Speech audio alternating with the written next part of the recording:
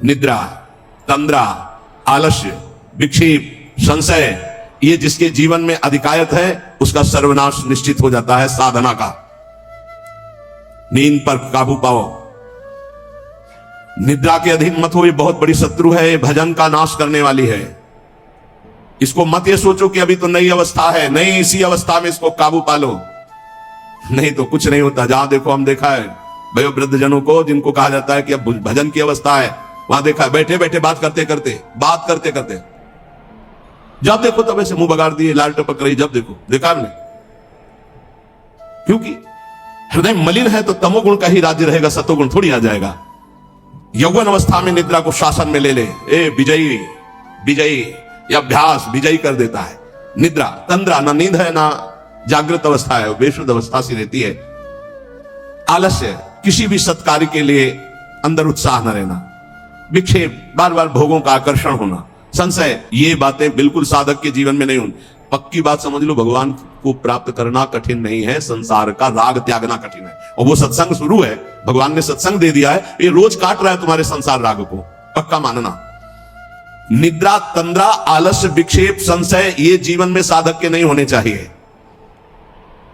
श्रद्धा, भक्ति, नम्रता, उत्साह, धैर्य, थोड़ा भोजन और पवित्र आचरण, पवित्र वस्त्र, पवित्र आसन। कल एक उपासक प्रश्न कर रहे थे कि आसनों का भगवत प्राप्ति में कितना योग है। बहुत ज्यादा योग है, पर सिद्धासन और पद्मासन में बैठने की वो भूल न करे जिसका ब्रह्मचर्य ठीक नहीं है। भूल न करे, नहीं शरीर पीड़ा और रोग से ग्रसित हो जाएगा। ये वायु को संशोधित करके, चर्बी को भस्म करके, शरीर को शांत करके और मन को एकाग्र करके, प्राणों को सूक्ष्म करके भगवत प्राप्ति कराने में बहुत ही सहयोगी आसन है पद्मासन और सिद्धासन। लेकिन उसके पहले ब्रह्मचर्य, ब्रह्मचर्य का नियम नहीं तो इन आसनों पर बैठने की भूल न करे। गृहस्थ सुखासन पर बैठे, पलथी अलती पलथी मार करके ऐसे आराम से सुखासन पर अभ्यास करे, 30 मिनट, 40 मिनट, 48 मिनट शांत भाव से मंत्राकार वृत्ति करने का, यह सब सही है। लेकिन 1.5 घंटे, 2 घंटे, 2.5 घंटे, 3 घंटे सिद्धासन और पद्मासन में, गृहस्थ धर्म में जो ब्रह्मचर्य का ठीक पालन नहीं करते उनमें, और विरक्त धर्म में ही आसनों का विशेष प्रभाव पड़ता है। तो अगर गृहस्थी में ब्रह्मचर्य का पालन कर रहा है तो बैठ सकता है। योग कोई ऐसी चीज नहीं है कि जो चाहे जैसे चाहे ऐसे, मनमानी आचरण नहीं, गुरु के समीप, नहीं तो शरीर रोग से ग्रसित होने की संभावना रहती। प्राणवायु बिगड़ जाए तो कई प्रकार के रोग उत्पन्न हो जाते हैं। उपासक को चाहिए कि आसनों का अवश्य अभ्यास करे, इससे ऊर्ध्वरेता होने में बहुत सहयोग होता है आसनों से, ब्रह्मचर्य का। जैसे आप शांत ऐसे बैठे हैं पद्मासन या सिद्धासन से, अब आपके अंदर वायु बिगड़ेगी, भीषण दर्द शुरू होगा, जांघों में दर्द शुरू होगा, शरीर में विशेष हरकत पैदा होगी, विशेष बिजली दौड़ेगी, एक शक्ति, शांत मंत्र में पूरी वृत्ति। अब वो बिजली जो पावर पैदा हो रही वो आपकी सुषुम्ना नाड़ी को, जो सीधी 90 अंश के कोण में साधन में बैठा जाता है, सीधे मेरुदंड, सीधे सीधे ऐसे, यहां से नापा जाए तो सीधे ऐसे 90 अंश का, वो ऐसे नहीं होना चाहिए। जितने मिनट, 1.25 घंटा, 1.5 घंटा, 2 घंटा सीधे ऐसे। आज्ञा चक्र पर दृष्टि हो, आंतरिक या नासाग्र दृष्टि हो, और उसमें बार बार मंत्र लिखा जा रहा हो, चूक नहीं होनी चाहिए। मंत्र की चूक नहीं, बहुत जल्दी लाभ प्राप्त होता है, पर इसके लिए पूर्ण ब्रह्मचर्य की आवश्यकता है। जरा भी चूक नहीं, जैसा कह रहे वैसा। प्राण सूक्ष्म होने लगेंगे, मन एकाग्र होने लगेगा, शरीर शांत होने लगेगा, चंचलता रहे। पर एक बार पसीना पसीना, एक बार भीषण कष्ट प्रतिदिन, जब तक शून्यावस्था नहीं आती शरीर की, तब तक उस साधक को यही पापों को भस्म करता है। यही आसन उसको दिव्यता प्रदान करते। अब इतनी हीट पैदा होती है उसके अंदर, अगर संयम से नहीं है तो व्यभिचारी बन जाएगा। बहुत ध्यान देने योग्य बात, उस समय उसकी कुंडलनी, उसकी सुषुम्ना नाड़ी, उसकी हर नाड़ी एक्टिव होती है उस गर्मी से, आध्यात्मिक शक्ति से। अगर वो व्यभिचार की जरा भी गलती करेगा तो कुंडलनी की अधोगति हो जाएगी, अधोगति नीचे की तरफ हुई, भारी व्यभिचारी बन जाएगा। ये ऊर्ध्वगामी जीव ही सुषुम्ना मार्ग संचारी, सुषुम्ना मार्ग से संचरण हुआ, आजीवन के लिए काम रूपी वेदना से मुक्त हो जाएगा। जीव ही ऊर्ध्वरेता ब्रह्मचारी हुआ, संकल्प ही खत्म काम का, नष्ट हो जाएगा। एक ऐसी परमानंदमय स्थिति योगी की, वही सब बिना कुछ किए ये स्वाभाविक हो जाएगा यदि नाम जब श्वास प्रश्वास से किया जाए। ध्यान रखना, एक इतना कठोर और एक इतना सहज, श्वास प्रश्वास पर ध्यान है, हर समय नाम चल रहा है, वो सब बड़े शीतल प्रकृति से जागृत कर देगा। कुंडली जागृत हो जाएगी, सुषुम्ना मार्ग संचारी संचरण होने लगेगा। नाम जप में सब सामर्थ्य विराजमान है। ये केवल प्रवचन की बात नहीं कर रहा, अनुभव की बात कह रहा हूं। पूरे शरीर को झकझोर के रख देती जिस समय कुंडली जागृत होती योगिक क्रियाओं के द्वारा। और नाम के द्वारा जब जागृत होती तो पता ही नहीं चलता कब जागृत हो गई, ये ध्यान रखो। वही नाम से ऐसे सहज में जागृत हो जाती कि उसको पता भी नहीं चलता कि हमारे अंदर कुंडली जागृत हो गई क्या, सुषुम्ना मार्ग खुल गया है क्या। खूब नाम में प्रीति। सदाचार पूर्वक आसनों का सेवन, ये तो सदगृहस्थ भी कह सकते। 45 मिनट आप सुखासन पर बैठने का अभ्यास करें। अगर थोड़ा भी परमार्थ पे कम से कम 24 घंटे में 2 बार आसन में बैठने का तो अभ्यास। सुखासन ऐसे पलथी मारकर ऐसे आराम से, या अर्ध पद्मासन, एक टांग के ऊपर बाई टांग के ऊपर दाई टांग ऐसे चढ़ा करके आराम से, ये आराम आसन है। जो वयोवृद्ध है थोड़ा कुर्सी या सोफा या जैसे भी बैठो, पर ऐसा नहीं कि 1-1 मिनट में इधर उधर, थोड़ा सा शांत बैठने की कोशिश करो। जैसे निरंतर विषयी पुरुष विषय चिंतन करता है तो उसे विषय की आसक्ति प्राप्त हो जाती है, ऐसे भक्त जब भगवान नाम चिंतन करता है तो उसे भगवान में आसक्ति प्राप्त हो जाती है। जैसे विषयी पुरुष विषय चिंतन करता है तो विषयों में आसक्ति हो जाती है, जिसमें है ही नहीं कुछ, घृणित स्थानों में आसक्ति हो जाती है। फिर सच्चिदानंद का जब चिंतन होता है तो उसमें आसक्ति हो जाए तो कैसा आनंद होगा। भगवान मेरे समीप हैं, अनुभव हो रहा है। भगवान मेरे को ऐसे 1000 हाथों से ऐसे घेरे हुए हैं। भगवान निश्चय मेरे को स्वीकार कर चुके हैं। ऐसा 3 बातें उपासक को अनुभव होने लगती हैं जिसकी शरणागति पुष्ट हो गई है। भगवान मेरे समीप हैं, देखो महापुरुषों के वचन है। भगवान सहस्त्रों हाथों से मुझे घेरे हुए हैं। भगवान मुझे स्वीकार कर चुके हैं। ये 3 बातें शरणागत के अंदर आ जाती हैं। देखो आपको अनुभव होता है भगवान मेरे समीप है। अगर नहीं हो रहा तो भी आपका कोई है, इसीलिए नहीं हो रहा। ये पूज्य श्री राधा बाबा कहते हैं हमारे श्री कृष्ण में एक स्वभाव ऐसा है, वो दूसरिया पसंद नहीं करते। वो जिसको स्वीकार करते हैं उसे अनन्यता की चाह रखते हैं। मौन, अन्य चेष्टाहीन, शरीर मन वाणी केवल आराध्य देव में, तो अनुभव होने लगेगा कैसे प्रभु हमारे समीप रहते हैं। ये कितने बड़े महापुरुषों की खुली हुई बात है। भगवान मेरे समीप हैं, भगवान मुझे शास्त्रों भुजाओं से ढके हुए हैं, मेरी रक्षा कर रहे हैं, भगवान मुझे स्वीकार कर चुके हैं। ऐसा शरणागत को अनुभव होता है। आपको यदि अनुभव नहीं हो रहा तो मौन, सारी चेष्टाएं भगवान के लिए, शरीर मन और वाणी प्रभु के चरणों में समर्पित, तो आपको अनुभव होगा प्रभु मेरे समीप है। अनुभव होता है हर उपासक को। जीवित कैसे रहे, जो भोगों से जीवित है उनकी बात अलग, जो प्रभु से जीवित है उनकी बात। कोई सोच सकता है ये तो विरक्त कर सकता है, गृहस्थ कैसे कर सकता है, तो बोले गृहस्थ संबंधी जितने कार्य वो सब प्रभु को अर्पित करो। नियम से भजन का समय रखो। इतने समय ठाकुर सेवा, इतने समय पाठ, इतने समय भजन, इतने समय ड्यूटी, इतने समय अपने कार्य। समय से सब कार्य, सांसारिक कार्यों को भी समय से करो और भगवत अर्पित करो। जब तक दूसरों से क्रोध करते हो, द्वेष करते हो, कपट रखते हो, स्वार्थ भरा व्यवहार करते हो, अभिमान भरी वाणी बोलते हो और लोक में दूसरों की निंदा करते हो, तब तक हृदय में विद्यमान भगवान होने पर भी तुम ये अनुभव नहीं कर सकते कि वो मेरे समीप हैं। बहुत अमृत में वचन है, पता नहीं आपको कैसे लग रहे हो। बिल्कुल अंदर का ऑपरेशन है। जब तक दूसरों से क्रोध करते हो, द्वेष करते हो, कपट भरा व्यवहार करते हो, स्वार्थ रखते हो, अभिमान भरी बात बोलते हो, दूसरों की निंदा करते हो, तो हृदय में विद्यमान रहने पर भी भगवान का अनुभव नहीं कर सकते कि वो मेरे समीप है। ब्रह्मचर्य में जीवन, परम पुरुषार्थ में जीवन होता है। ब्रह्मचर्य ही ब्रह्म की प्राप्ति का मुख्य हेतु होता है। ये मुख्य हेतु होता है। मान लो जिसके त्यागने में इतना सुख है उसको रोकने में कितना सुख होगा। मान लो। ये डॉक्टरों की ये बात हमारी समझ में नहीं आती जो ये कहते हैं कि ऐसा करना ठीक है। हमको उन लोगों की बात समझ में नहीं आती जो कहते हैं सर्वनाश का खेल खेलो और तुम स्वस्थ रहोगे। भगवान ऐसों की बुद्धि को बचाएं जो प्रमाण देना चाहिए कि हमारी नई पीढ़ी, हमारी नई समाज कैसे संयम में रहकर ऊपर उठती है। कोई भी घड़े में छेद कर दो भर जाए, ऐसा कैसे हो सकता है। चलनी में गैयादू है, दोष दैव को दे, हरि गुरु कहो न माने। कैसा कलयुग बढ़ गया है कि प्रमाण दिया जाता है सीरियल नौटंकी नाटकों से और डॉक्टरों से। ऐसी बुद्धि भ्रष्ट हो गई है उपदेश देने वालों की। धर्म शास्त्रों की अवहेलना करके ऐसे उपदेश देने वालों को नरक की गति प्राप्त होगी, कोई भी हो।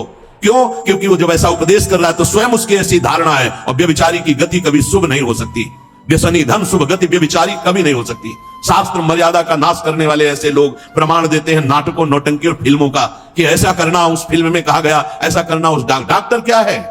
शरीर संबंधी अंगों का ज्ञान रखने वाला है, ना कि वो परमार्थ विजयी योद्धा है। वो काम क्रोध लोभ मोह मद इनका ऑपरेशन करना जानता है क्या? इतना चाहे जितना तुम डिग्री ले लो, इस शरीर का तुम ज्ञान रख सकते हो, लेकिन मन का और बुद्धि का और परमात्मा तत्व का ज्ञान प्राप्त करने वाले महापुरुषों की, ब्रह्म ऋषियों की वाणियों का खंडन करने का अधिकार नहीं है। उन्हीं की बात से हमारा परमार्थ शुद्ध होता है। शरीर में जितनी पावर शक्तियां हैं, उस सबका अंतिम रूप वीर है। सबका अंतिम रूप, सप्तम धातु का अंतिम रूप बनता है जाकर वीर। और उस पावर का नाश करने वाला कभी स्वस्थ रह सकता है? कैसी बुद्धि है, कैसा उपदेश है। यहां कह रहे हैं कि परमार्थ की शुरुआत ही ब्रह्मचर्य से होती है। इसलिए चाहे गृहस्थ हो चाहे विरक्त, गृहस्थ तो संयम से संतानोत्पत्ति के लिए भगवत प्रणाम करके, भगवत आराधना करके, दिशाओं को नमस्कार करके, तिथि और समय की योग्यता देख करके संतानोत्पत्ति के लिए भगवत पूजा भाव रखकर वो संयोग किया जाता है, सहवास किया जाता है, और भगवान की प्राप्ति के मार्ग में चलने के लिए इसका संचय किया जाता है। ब्रह्मचर्य परम जीवन, परम पुरुषार्थ ब्रह्ममय है। 10,000 वर्ष तक ब्रह्मचर्य रह करके कश्यप जी ने जब संतानोत्पत्ति का संकल्प किया तो विनता जी से भगवान गरुण जी का प्रादुर्भाव हुआ। भगवान अरुण जी का, जो सूर्य के सारथी और जो हरि के वाहन गरुण जी, अरुण जी।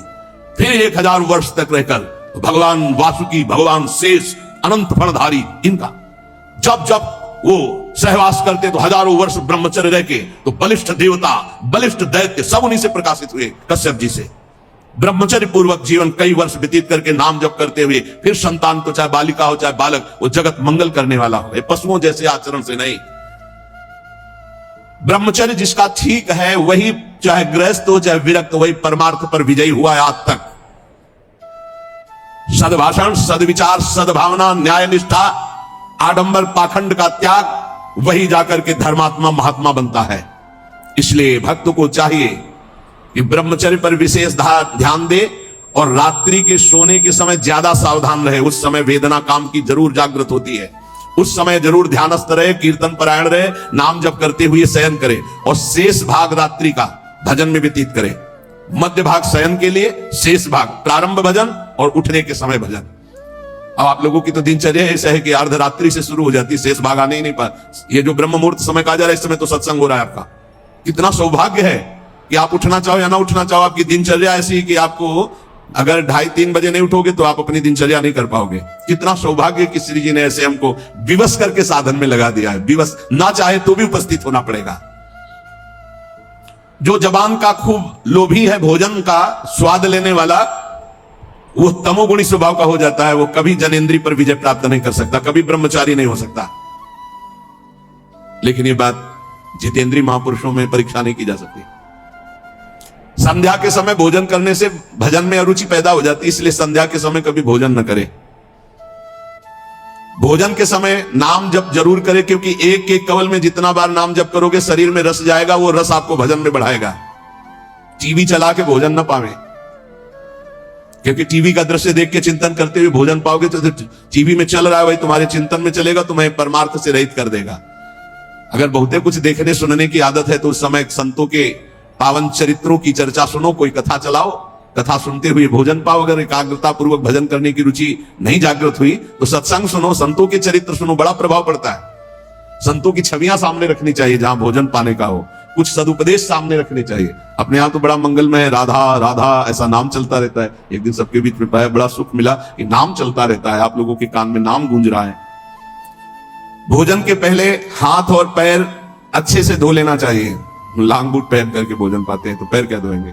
होटल में गए ऐसे जूता पहने ऐसे, अरे पवित्रता जितना रखोगे उतनी बुद्धि शुद्ध होगी। अब तुम खड़े हो बॉर्डर पे, वो बात अलग है सैनिक रूप में, लेकिन सब सैनिक है थोड़ी है। भोजन पहले कैसे पाते थे हम आपको कैसे बताएं, आप हंसोगे गांव की बात सुन करके। जब भोजन पाने जाते थे तो ऊपर के वस्त्र उतार दिए जाते थे, जो पुराने जन गांव के भले जानते हो, आज के आधुनिक क्या जानेंगे।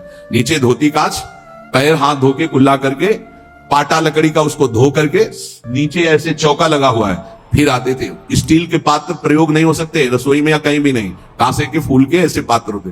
जब प्रसाद ऐसे भोग सामने आता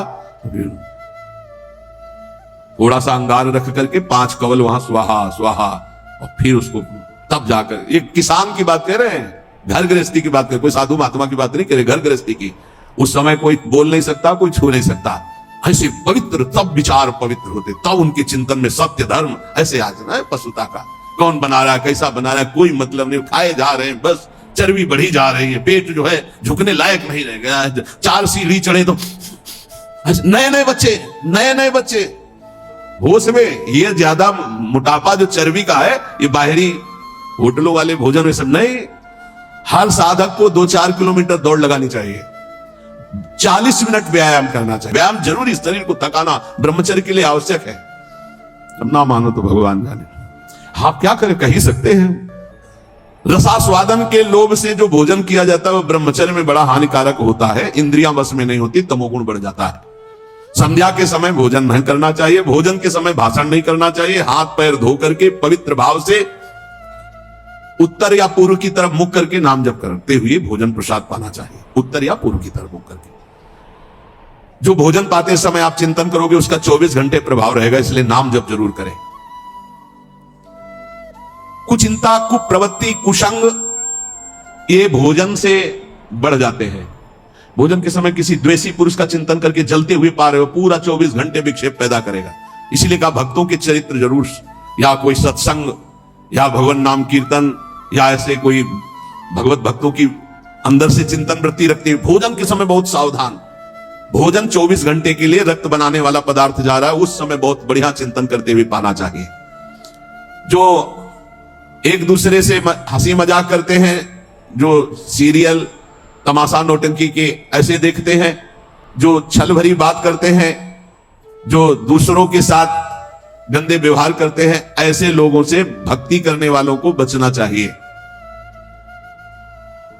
दूसरों की चर्चा करना भक्ति मार्ग में बहुत ही हानिकारक है, पर चर्चा किसी की नहीं होनी चाहिए, नहीं तो निंदा जरूर हो जाती है। जो हर समय नाम जप करते हैं उनके शरीर में परमाणु नामाकार पैदा होने लगते हैं शरीर से। ऐसे जनों के साथ बैठना, संभाषण करना, उनके साथ भोजन पाना, या उनकी चरण रज या उनका उच्छिष्ट या उनका कुछ दिया हुआ पदार्थ मिले तो नाम जप में बड़ी रुचि बढ़ती है। जो शांत रहता है, वाद विवाद नहीं करता है, भगवत चिंतन परायण है, उसे ही शांताकार पुरुष कहते हैं। शांताकार, शांत रस, वहीं से।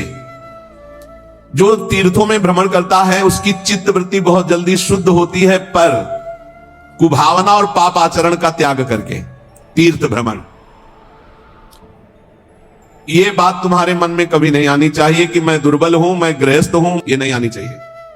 जब कोई कहता मैं गृहस्थ हूं तो उसी समय कहते ये बोलो मैं भगवान का हूं पर गृहस्थी धर्म से युक्त हूं, ये बोलो। आधी बात क्यों बोलते हो? तुम गृहस्थ हो, आधी बात है। पूरी बात है तुम श्री भगवान के हो पर तुम्हारा गृहस्थ धर्म है। जैसे हम प्रियाजू के हैं पर हमारा विरक्त धर्म है। आप प्रियाजू के हो, आपका गृहस्थ धर्म है। दोनों अपने अपने धर्म का पालन करके प्रियाजू को प्राप्त होंगे। मैं बहुत नीच हूं, दुर्बल हूं, अपवित्र हूं, ये सब बातें केवल बोलने की बात है। अंदर से बात रहती है मैं प्रियाजू को हूं, जैसा भी हूं प्रियाजू का हूं। ज्यादा इनका प्रभाव ना पड़ने पावे अंदर, नहीं तो फिर निरुत्साहित हो जाओगे। नहीं, जैसा भी हूं प्रियाजू का हूं। ये मन की दुर्बलता भजन से हटती है, धैर्य एवं उत्साह बढ़ने लगता है जिसका नाम जब चलता है। भक्त वही जो केवल गुरुदेव वाक्य और भगवत वाक्य पर विश्वास रखता है, अन्य नहीं। गुरुदेव के वचन और भगवान के वचन बस। ये काम क्रोध की तरंगे मन में उठती हैं, चिंता मत करो, नाम जप करो, गुरुदेव के वाक्य पर विश्वास रखो, शांत हो जाएंगी। देखो तुम्हें मैं बड़े अनुभव की बात बताता हूं। मैंने अपने प्रभु के नाम से जो प्राप्त किया वो हमको और किसी साधन से नहीं मिला। मैं इस समय मस्त हो रहा हूं। महात्मा श्री हरनाथ ठाकुर जी नाम के बहुत बड़े संत हुए। मैं तुम्हें अपने जीवन के अनुभव की बात बताता हूं। मैं इस समय बहुत मस्त हो रहा हूं नाम जप के द्वारा। कभी भी मैंने सूची और असुचि का विचार नहीं आने दिया। सूची माने होता पवित्रता, असुचि माने होता अपवित्रता। किस अपवित्र हूं कि पवित्र हूं इसका विचार नहीं आने दिया। हर समय नाम जप चलता रहा है। तुम्हें सच्ची बतावें, यहां ना कुछ पवित्र है ना अपवित्र है। देखो कैसा मन का नाटक है। ऊपर से नहा लिया, हम समझ रहे पवित्र है, और यही मल भरा हुआ है। यही एक बस चावल भर चमड़ी का ढक्कन है ढका हुआ, नहीं तो यहां मलाशय मूत्राशय सब यही है। भला क्या पवित्र हो गया? ऊपर से पानी डाल, रेशम के थैले में विष्ठा भर लो और ऊपर से उसको नहा दो, तो पवित्र हो जाएगा क्या? अगर तुम्हें पता है कि इसमें विष्ठा भरा है, छूओगे उसे और इसमें भरा है। कितना इस शरीर से प्यार करते हो? है क्या ये थैला है और कुछ नहीं है। यहां भगवान बैठे, यहां भगवान बैठे, और यही पूरा है। नीचे सब नरक कुंड भरा हुआ है। भगवान से हमारा कोई संबंध है, जिनकी हम खोज कर रहे हैं, कभी स्त्री में, कभी पुत्र में, कभी परिवार में, कभी मित्र में, हम उन्हीं की खोज कर, उसी प्यारे से प्यार करना चाहते हैं, पर समझ नहीं पाते इन शरीरों की आड़ में वो बैठा है, शरीरों से प्यार कर बैठते हैं, और वो जो बैठा है उससे कोई मतलब नहीं रह जाता, इसलिए हर बार खाली हाथ हो जाते हैं। इस बार गुरु कृपा से पता चला कि शरीरों से नहीं, शरीरों के अंदर बैठे हुए परमात्मा से प्यार करना है। देखो, बहुत बड़े महापुरुष के अनुभव है। सर्वदा मैंने अपने इष्ट का नाम जप किया है, उससे मैं मस्त हो गया। भला कौन अपने अनुभव से बताता है? संत ही कृपा करके बताते हैं। कभी भी मैंने सूची असूची का विचार नहीं किया, क्योंकि ये कभी पवित्र हो ही नहीं सकता। और दूसरी बात, मैं कभी अपवित्र हो ही नहीं सकता। दूसरी बात, स्वरूप में है, और पहली बात शरीर में है, ये कभी पवित्र हो ही नहीं सकता, और मैं कभी अपवित्र हो नहीं सकता। ईश्वर अंश, जीव अविनाशी, चेतन, अमल, मल रहित, ये मल युक्त, जड़, मलयुक्त, विनाशी, परिवर्तनशील, ये कभी पवित्र नहीं हो सकता, मैं कभी अपवित्र नहीं हो सकता। इसलिए चिंता की बात नहीं, हर समय राधा राधा राधा राधा। मैंने इस नाम से वो सुचितम स्थिति प्राप्त कर ली है। सुचितम माने परम पवित्र स्थिति, जिसको मैं वाणी से नहीं बता सकता। मैं इस नाम से एक स्थिति प्राप्त की है जो शयन में, स्वप्न में और जागृत में मुझे हर समय डुबोए रहती है। पकड़ना, महापुरुषों की बात पकड़ना। ये राधा नाम नाम ही नहीं है, ये महामहिम परा मंत्र है, परा विद्या है। ये नाम ही तंत्र का सार है, ये नाम ही मंत्र का सार है, ये नाम ही ईश्वर श्री कृष्ण का सार है। राधा नाम वेद मंत्र और यंत्र तंत्र में सब सार को सार, ताते श्री सु प्रगट कियो नहीं, जान सार को सार। परम धन राधा नाम आधार। इस राधा नाम से बढ़कर के और कुछ भी नहीं है। श्री कृष्ण भी इसी नाम का जप करते हैं, और श्री कृष्ण ही इनको गुरु मानते हैं। किनको? जिनका नाम राधा है।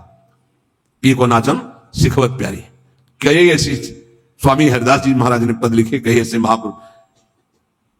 16 चौको 64, 4 गुना परम प्रवीण प्यारी जो लालजू से। 16 कला श्री लालजू, तो 64 कला परम प्रवीण श्री प्यारी जू। इस नाम के उच्चारण से भवरोग निवारण हो जाए तो साधारण बात है।